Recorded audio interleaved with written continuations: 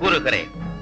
சனிக்கிழமை தோறும் விரதம் இருந்து காக்கைக்கு எள்ளும் தயிரும் கலந்த சாதம் கொடுத்து கருங்குவளை மலர்களால் யமனுக்கு அர்ச்சனை செய்து எள் முட்டணத்துடன் நல்லெண்ணெய் தீபம் ஏற்றி எள்ளுருண்டையும் எள்ளு சாதமும் ஏழை எளியவர்களுக்கு தானம் கொடுத்தால் சுபம் உண்டாகும்.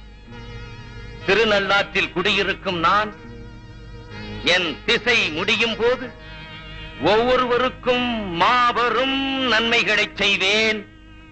இது உறுதி.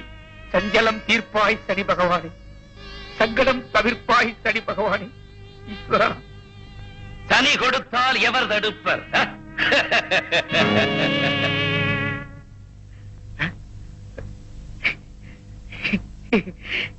ஈஸ்வரா.